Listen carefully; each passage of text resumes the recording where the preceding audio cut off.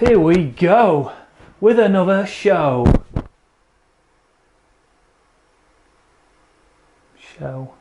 Low. It's an all-time low. Low, show, mo, bro. Can't think of any more rhymes. Hello everybody, welcome to Thursday's edition of the Chris Pritchard Cycling News Show. I'm your host, Chris Pritchard. Let's get straight into the racing news. Transition. And the only racing that's going off right now, and probably the only racing worth talking about at the minute, is the Tour Down Under. So let's get a recap on the last two stages and see who is in that Oka jersey. Stage 2 saw Caleb Ewan sprinting to victory on a slight uphill gradient. He looked in really good form on this one. Sam Bennett was nowhere to be seen. Caleb Ewan took the sprint victory and put himself into the Oka jersey. Now, stage 3 was an uphill climb. And wow, look at that. Richie Porte ended up winning it, and it's not even on Wollonga Hill. Richie Porte put in a massive attack on the final climb, distancing all his GC rivals. Looking strong, looking fast. Wrong time of year, but don't worry about it. Yates, he tried to chase him down with a massive gash in his leg. He had a bit of an accident, suffered a massive gash. They were unsure as to whether he was going to start with a kilometre to go. Richie Porte was looking unbeatable. Richie Porte came over the line victorious in 3 hours and 14 minutes. And then a big group of 9 riders came over the line. That was including Simon Yates, Rowan Dennis, Darrell Impey was in there, Simon Geschek and George Bennett was also in there, all 5 seconds down. Meaning that the Oka jersey is now in Richie Porte's hands. Darrell Impey is second on GC. Rob Power, brilliant result from him in 3rd position, 9 seconds behind. And Simon Yates in 4th position, 11 seconds behind Richie Porte. And Bosh, that's your racing, well, I say that's your racing news. Massive news coming out of the Chris Pritchard Cycling News Show. If you didn't watch the live stream last night, hit that notification bell so you know when we go live with our live streams. He only went and bloody won a race, didn't he?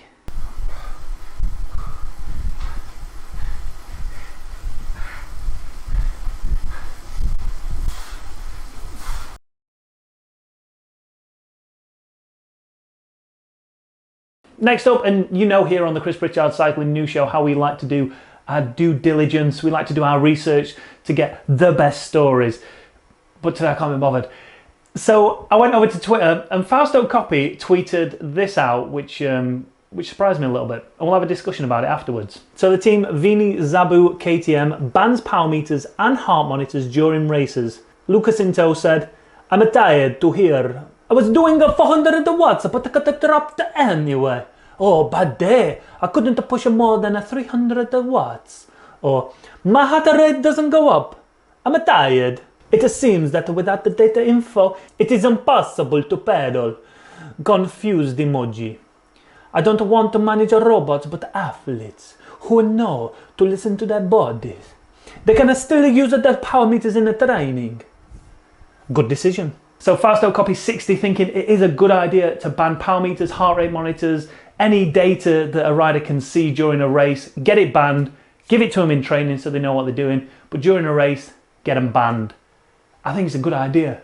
I mean, I don't think you get a blanket ban on everyone doing it at all times, but imagine, right, Tour de France, it's one of those short, hilly mountainous stages, like 60, 70 kilometers, and it's all pretty much uphill.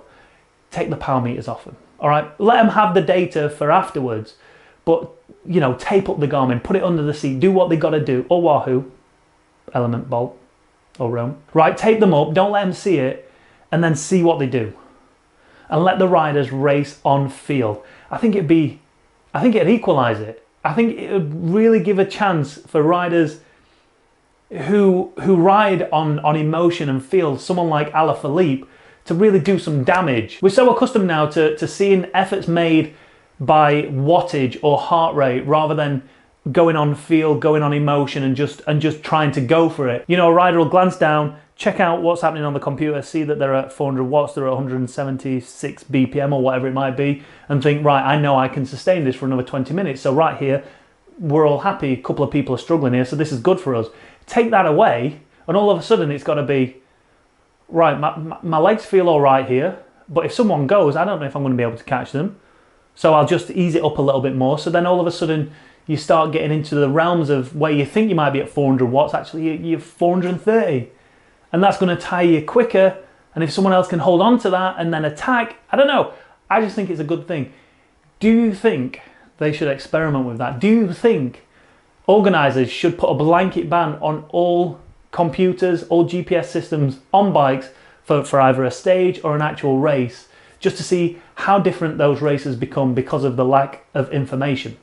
Leave those comments down below. Next up, and let's have a show of hands here. Who's got a spare $30,000 hanging around? So what, no one? It's going to be a quiet trip for Lance and George then. So yesterday, Lance Armstrong posted this on his Instagram: The Move Mallorca Tour 2020. Heads up, George Hincapie and myself, as well as Rockstar guides Emily and Mike, are taking the move to Mallorca. Join us on this beautiful Mediterranean island for amazing rides, food, wine and conversation. Can't wait, link in the bio. Sounds great, sounds exciting. Everybody's going to get the opportunity to ride with Lance Armstrong, George Hincapie, just so long as you've got 30 grand. And this trip right here makes Jasper the Cool's Mallorca trip seem like extremely good value now. If you want to go and check that out, link down in the description. You can thank me later, Jasper. But yeah, 30 grand to go and ride. You're obviously just paying for the entitlement to go and ride with Lance Armstrong and George Hincapie. Yes, I'm sure it's going to be like a 7-star hotel. It seems that everything's put on for you. You get your cycling kit, you get your bike. I don't think you keep your bike. Maybe you do. Maybe that's it. Maybe you get a bike out of it and then all of a sudden it becomes a bit more value for money. But 30 grand. It's only open to 12 people as well. But what's to stop anyone else just going out there on the dates that they're out there and just riding along with them and kind of forcing these 12 people into the back of the group and just go and hang out with Lance and George? Would you pay 30 grand to ride with Lance Armstrong and George Hincapie? Do you have 30 grand to go and pay? Is there someone out there right now who's got that 30 grand going, I'm going to go and do that? And if you are, how much would you pay to come and ride with me? I'm doing a cycling camp. It's 6 days in the Derbyshire Hills, £7,000. In fact, I went to Mallorca and rode with national road racing champion Ben Swift, and it only cost me like 400 quid. What of it? Moving on now to people who have actually won the Tour de France. I was going to get some comments. Moving on to people who have actually won the Tour de France, and Chris Froome has just announced he is going to be taking part in the UAE Tour of Dubai. I don't know if it's actually called the Tour of Dubai, but it's the UAE Tour anyway. This is what he said on his Instagram. Hey everyone, training's been going really well over here in Gran Canaria, so I'm really happy to announce that I'm going to be starting my season at the UAE Tour next month, starting in Dubai. It's a race I missed out on last year, so a great place for me to start my season this time around. Thanks for all the support and see you out on the road. Cheers. I'll be honest, I've just put this story in because I'm going to use him in the thumbnail, and a thumbnail with him and Lance Armstrong definitely going to get me views. But what do you think to this? I mean, do you even care? No offense, Froome, like, it's cool and all, but do we care? Or is it a good thing, like, because he raced the crit back at the end of last year in October sometime, but he really wasn't in any state to be doing that. But now he's kind of saying that this is my comeback. This is it. I am ready to race and I'm ready to be competitive again. Anyway, leave your comments about Froome if you want. I mean, it's going to be the same old comments again. Yeah, he's going to be competitive. No, he's not. Who cares? We'll find out when he takes part in the United Arab Emirates Tour sometime soon. All right, we're going to finish off on this story here from YouTube. If you follow Francis Cade, you might have already seen this video, but he posted a video this morning titled, "Baggage handlers destroyed both our bikes, over £3,000 of damage, ? So in this video, Francis Cade, who's just recently been on holiday, you'll have seen that if you've watched his video, he's come back from Mauritius to the UK, and in doing so, bringing his bike back, the baggage handlers have completely destroyed his bikes. Phew! So the whole bike properly packed with extra padding on top of the padded bag and the bubble wrap around the rear mech, which they managed to snap off from that end. Then you've got the damage to the shifter on this end. That's completely knackered. Now, if you're like me, and I'm not victim blaming, this is not victim blaming whatsoever, but your first question has to be, why is he using soft shell cases for bikes. Especially, listen, right, if you've got a bike that's over the value of what it costs to get a hard case, why would you not buy a hard case for it? Why wouldn't you get a hard case for your bike when you're traveling? Everyone knows what baggage handlers are like. Especially, look, listen, if you go to somewhere that's not necessarily a cycling hotspot, so Francis was in Mauritius. Now, I'm not saying that they don't cycle there, but you know, no one's planning a training camp in Mauritius, are they? So maybe the luggage handlers there just don't have the experience of carrying and lugging around bikes in soft bike cases, and they just haven't stacked them right, they haven't handled them right, whatever. I don't know if that's the case, or they got damaged back in the UK because someone was just having a bit of an off day and he just had an argument with his wife and he couldn't bother to handle luggage securely and safely. I don't know. But I've also got a question, why you're not using a hard case. They're not as convenient, okay. They're not as light, okay. But also, rule 101 when it comes to packing your bike, always take off your rear mech and your pedals. Now, I'm not saying because he didn't, he ended up with a broken chainstay on a carbon fibre bike, but that rear mech hanger would not have broken if the rear mech was off. If you want to go and check out the full video, link is down in the description. It's shit that happens. The fact that you want to take your bike, you want to stay active on holiday, and then you come back, you're ready to ride it again, and because of somebody's ineptitude, that's the only word I can use to describe them, that you now have to wait for your insurance company to sort everything out before you get a new bike, or at least get your bike repaired. But after watching this video, I thought to myself, right, what here at the Chris Pritchard Cycling News Show can we do to try and stop this from happening again? And well, I've obtained CCTV footage from the airport and I've actually identified the baggage handlers. There you go, Lawrence Carpenter and Cameron Jeffers. Unbelievable, trying to sabotage Francis Cade. Can you believe it? Unbelievable. Unbloody believable. All right, sorry, actually that wasn't the last story. This is the last story coming out of my YouTube channel. Remember the start of last year when whenever it was, when the Zwift drop shop dropped and I was the richest man in Watopia? Remember that? Well, recently I got a comment on that video from someone calling themselves Zwift Drops, and in their comment was just a link to virtualcyclingupgrades.com. So I'm thinking, don't look legit that, but I'm going to click it anyway.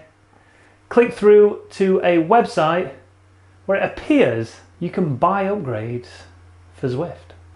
So this website here, Virtual Cycling Upgrades, upgrade your ride in minutes, not days. Let's go! So yeah, it appears that you can now upgrade your. This is obviously going against terms of service. Just let's be clear of that. But who am I to judge about breaking terms of service? Richest man in Watopia. Anyway, look. It seems that if you enter your details, you can get up to, well, the ultimate upgrade, whatever that is, 50 million drops, 10 million drops, 5 million drops, or level up to 25.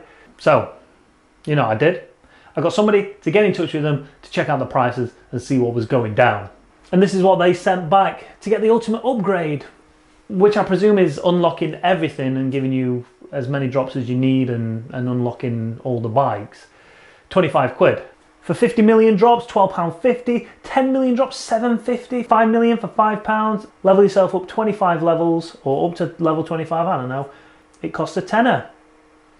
And the assistant to the head of College House, whoever he is, I don't know if I should have his name in here, but it's there, is willing to do it for £15 for the ultimate. So already he's bartering himself down to get some business. I can see what this guy's doing here. He's obviously trying to make some moolah, some real life moolah, by giving you fake life moolah. But what do you think to this? Should this be a business?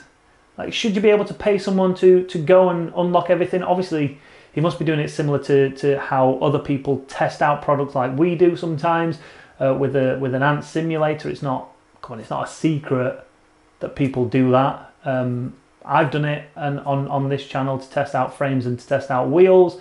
But obviously, he's just solely doing it just to, I guess, to make money off other people. Should this be a business?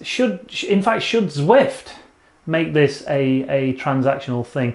Should you be able to go into Zwift, pay Zwift 10 real pounds and get 1 million sweat drops and then be able to go and spend them in the shop? For me personally, I think everything should be unlockable with either real life money or through your drops.